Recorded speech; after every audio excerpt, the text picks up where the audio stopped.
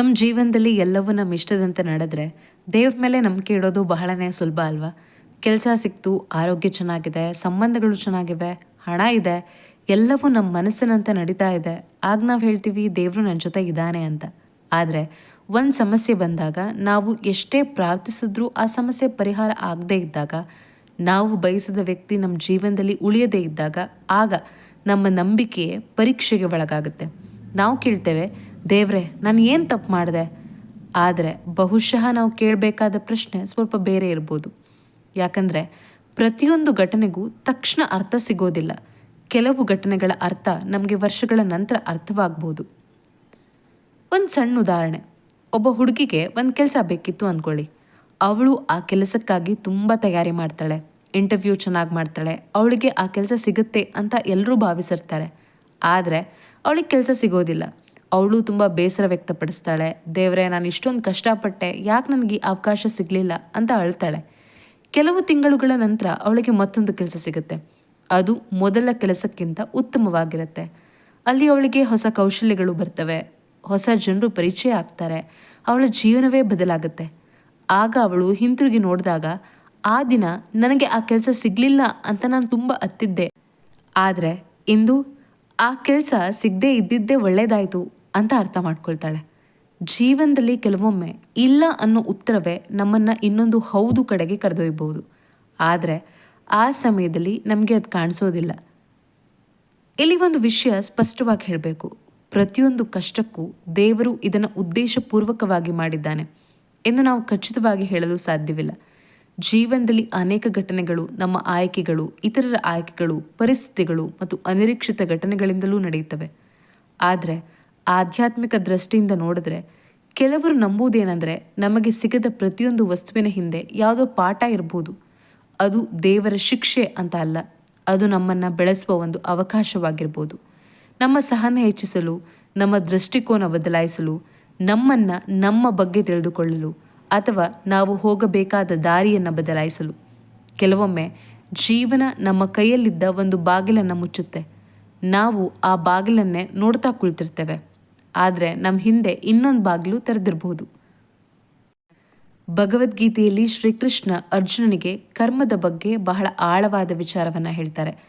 ನಮಗೆ ಪರಿಚಿತವಾದ ಶ್ಲೋಕ, ಕರ್ಮಣ್ಯೇವಾಧಿಕಾರಸ್ಥೆ ಮಹಾಫಲೇಶು ಕದಾಚನ.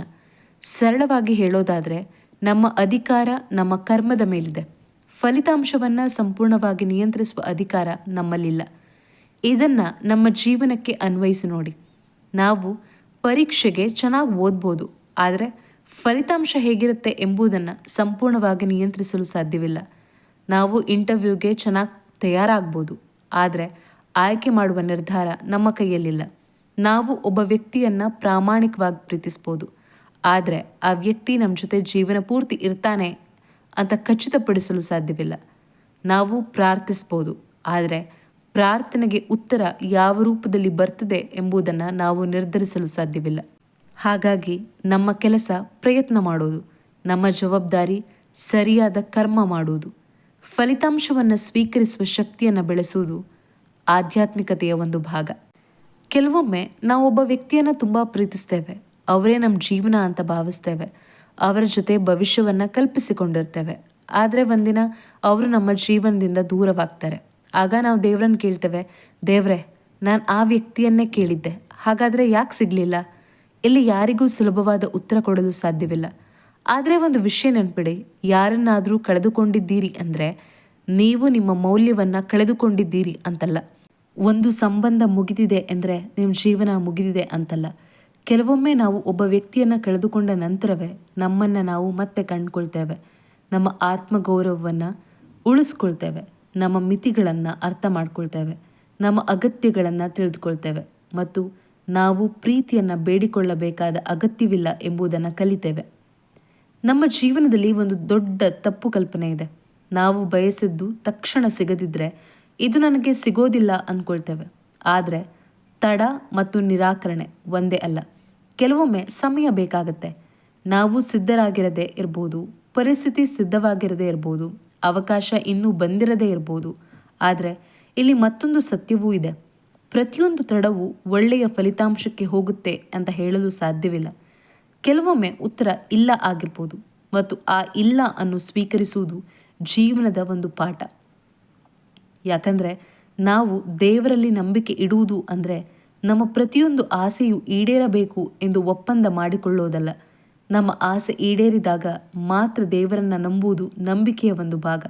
ನಮ್ಮ ಆಸೆ ಈಡೇರದಿದ್ದರೂ ನಾನು ಆ ಪರಿಸ್ಥಿತಿಯಿಂದ ಏನಾದರೂ ಕಲಿಯುತ್ತೇನೆ ಎಂದು ಹೇಳುವುದು ಇನ್ನೊಂದು ರೀತಿಯ ನಂಬಿಕೆ. ದೇವರನ್ನ ATM ಯಂತ್ರದಂತೆ ನೋಡಬಾರ್ದು. ಇದು ಸ್ವಲ್ಪ ಕಠಿಣವಾಗಿ ಕೇಳ್ಬೋದು, ಆದರೆ ನಾವು ಕೆಲವೊಮ್ಮೆ ದೇವರನ್ನ ATM ಯಂತ್ರದಂತೆ ನೋಡ್ತೇವೆ. ನಾನು ಪೂಜೆ ಮಾಡಿದೆ, ಹಾಗಾಗಿ ನನಗಿದು ಸಿಗಬೇಕು. ನಾನು ಹರಕೆ ಮಾಡಿಕೊಂಡೆ, ಹಾಗಾಗಿ ನನ್ನ ಸಮಸ್ಯೆಗಳು ಪರಿಹಾರವಾಗಬೇಕು. ನಾನು ಇಷ್ಟೊಂದು ಪ್ರಾರ್ಥನೆ ಮಾಡಿದೆ, ಹಾಗಾಗಿ ನನ್ನ ಇಷ್ಟದಂತೆ ನಡಿಬೇಕು. ಆದರೆ ದೇವರ ಜೊತೆಗಿನ ಸಂಬಂಧವನ್ನು ಕೇವಲ ಕೊಡು ತೆಗೆದುಕೋ ಎನ್ನುವ ವ್ಯವಹಾರವಾಗಿ ನೋಡಿದ್ರೆ ನಮ್ಮ ನಂಬಿಕೆ ತುಂಬ ಸೀಮಿತವಾಗುತ್ತೆ. ಪ್ರಾರ್ಥನೆ ಎಂದರೆ ಕೇವಲ ದೇವರೇ ನನಗೆ ಇದನ್ನು ಕೊಡು ಎಂದು ಕೇಳುವುದಲ್ಲ. ಕೆಲವೊಮ್ಮೆ ಪ್ರಾರ್ಥನೆ ಹೀಗಿರಬಹುದು: ದೇವರೇ, ನನಗೆ ಬೇಕಾದದ್ದು ಸಿಗದಿದ್ದರೂ ಅದನ್ನು ಸ್ವೀಕರಿಸುವ ಮನಸ್ಸನ್ನು ಕೊಡು. ನಾನು ತಪ್ಪು ದಾರಿಯಲ್ಲಿ ಹೋಗುತ್ತಿದ್ದರೆ ಸರಿಯಾದ ದಾರಿ ತೋರಿಸು. ನಾನು ಕುಸಿದಾಗ ಮತ್ತೆ ಎದ್ದು ನಿಲ್ಲುವ ಶಕ್ತಿ ಕೊಡು. ಇದು ಬಹುಶಃ ಇನ್ನಷ್ಟು ಆಳವಾದ ಪ್ರಾರ್ಥನೆ. ನಮಗೆ ಸಿಗದಿರುವ ಪ್ರತಿಯೊಂದು ವಿಷಯವೂ ಯಾವುದೋ ಒಂದು ಪಾಠ ಕಲಿಸ್ಬೋದು. ಕೆಲಸ ಸಿಗಲಿಲ್ಲ, ಬಹುಶಃ ಇನ್ನಷ್ಟು ತಯಾರಿ ಬೇಕಿರ್ಬೋದು. ಸಂಬಂಧ ಉಳಿಯಲಿಲ್ಲ, ಬಹುಶಃ ನಮ್ಮ ಆತ್ಮಗೌರವವನ್ನು ಕಲಿಯಬೇಕಿರ್ಬೋದು. ಹಣ ಕಳೆದುಕೊಂಡೆವು, ಹಣದ ಮೌಲ್ಯ ಮತ್ತು ನಿರ್ವಹಣೆಯನ್ನು ಕಲಿಯಬೇಕಿರಬಹುದು. ಒಂದು ಅವಕಾಶ ತಪ್ಪಿತು, ಮುಂದಿನ ಅವಕಾಶಕ್ಕಾಗಿ ನಾವು ಸಿದ್ಧರಾಗಿರಬೇಕಿರ್ಬೋದು. ಯಾರೋ ನಮ್ಮನ್ನು ತಿರಸ್ಕರಿಸಿದ್ರು, ನಮ್ಮ ಮೌಲ್ಯವನ್ನು ಇತರರ ಒಪ್ಪಿಗೆಯಿಂದ ಅಳೆಯಬಾರದು ಎಂಬುದನ್ನು ಕಲಿಯಬಹುದು. ಇದು ಎಲ್ಲವೂ ದೇವರ ಯೋಜನೆ ಎಂದು ಖಚಿತವಾಗಿ ಹೇಳುವುದಲ್ಲ, ಆದರೆ ನಾವು ಎದುರಿಸಿದ ಅನುಭವದಿಂದ ಅರ್ಥವನ್ನು ಸೃಷ್ಟಿಸಬಹುದು. ಅದೇ ನಮ್ಮ ಶಕ್ತಿ. ಈಗ ನೀವು ನಿಮ್ಮ ಜೀವನದ ಬಗ್ಗೆ ಒಂದು ಕ್ಷಣ ಯೋಚಿಸಿ.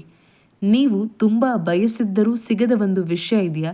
ಒಬ್ಬ ವ್ಯಕ್ತಿ, ಒಂದು ಕೆಲಸ, ಒಂದು ಅವಕಾಶ, ಒಂದು ಕನಸು. ಆ ಘಟನೆ ನಡೆದಾಗ ನೀವು ತುಂಬ ಅತ್ತಿರಬಹುದು. ಯಾಕೆ ನನಗೆ ಎಂದು ಕೇಳಿರ್ಬೋದು. ಆದರೆ ಇಂದು ಸ್ವಲ್ಪ ಹಿಂದಕ್ಕೆ ತಿರುಗಿ ನೋಡಿ. ಆ ಘಟನೆ ನಿಮಗೆ ಏನು ಕಲಿಸಿತು? ಬಹುಶಃ ಅದು ನಿಮ್ಮನ್ನು ಬಲಶಾಲಿಯನ್ನಾಗಿಸಿರ್ಬೋದು. ಬಹುಶಃ ಅದು ನಿಮ್ಮನ್ನು ಸ್ವತಂತ್ರವಾಗಿಸಿರ್ಬೋದು.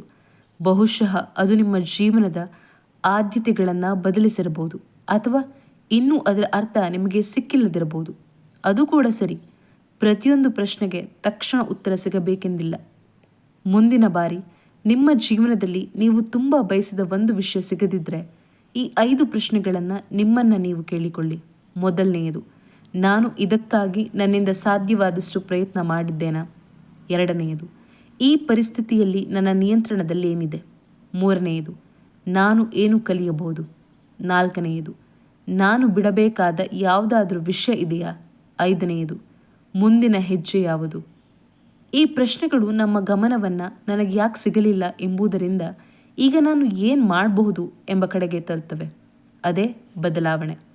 ಬಹುಶಃ ನಾವು ದೇವರನ್ನು ಪ್ರಾರ್ಥಿಸುವಾಗ ನನಗೆ ಬೇಕಾದದ್ದನ್ನೇ ಕೊಡು ಎಂದು ಕೇಳುವುದಕ್ಕಿಂತ ನನಗೆ ಯಾವುದು ಒಳ್ಳೆಯದು ಎಂಬುದನ್ನು ಅರ್ಥ ಮಾಡಿಕೊಳ್ಳುವ ಬುದ್ಧಿ ಕೊಡು ಎಂದು ಕೇಳುವುದು ಇನ್ನಷ್ಟು ಸುಂದರವಾಗಿರ್ಬೋದು. ಯಾಕಂದರೆ ನಮಗೆ ಬೇಕಾದ ಪ್ರತಿಯೊಂದು ನಮಗೆ ಒಳ್ಳೆಯದಾಗಿರಬೇಕೆಂದಿಲ್ಲ ಮತ್ತು ನಮಗೆ ಸಿಗದ ಪ್ರತಿಯೊಂದು ಕೆಟ್ಟದ್ದಾಗಿರಬೇಕೆಂದಿಲ್ಲ. ಕೆಲವೊಮ್ಮೆ ನಾವು ಕಳೆದುಕೊಂಡದ್ದು ನಷ್ಟವಾಗಿರ್ಬೋದು. ಕೆಲವೊಮ್ಮೆ ಅದೇ ಕಳೆದುಕೊಂಡದ್ದು ನಮ್ಮನ್ನು ದೊಡ್ಡ ನಷ್ಟದಿಂದ ಕಾಪಾಡಿರ್ಬೋದು. ಕೆಲವೊಮ್ಮೆ ಒಂದು ಬಾಗಿಲು ಮುಚ್ಚಿರುವುದು ಅಂತ್ಯವಲ್ಲ, ಅದು ಇನ್ನೊಂದು ದಾರಿಯ ಆರಂಭವಾಗಿರ್ಬೋದು. ಮತ್ತು ಕೆಲವೊಮ್ಮೆ ನಾವು ದೇವರ ಬಳಿ ಕೇಳಿದ ಉತ್ತರ ನಾವು ನಿರೀಕ್ಷಿಸಿದ ರೂಪದಲ್ಲಿ ಬರುವುದಿಲ್ಲ. ಅದು ಒಂದು ಅವಕಾಶದ ರೂಪದಲ್ಲಿ ಬರಬಹುದು, ಒಬ್ಬ ವ್ಯಕ್ತಿಯ ರೂಪದಲ್ಲಿ ಬರಬಹುದು, ಒಂದು ಅನುಭವದ ರೂಪದಲ್ಲಿ ಬರಬಹುದು, ಅಥವಾ ಒಂದು ಇಲ್ಲ ಎಂಬ ಉತ್ತರದ ರೂಪದಲ್ಲೂ ಬರಬಹುದು.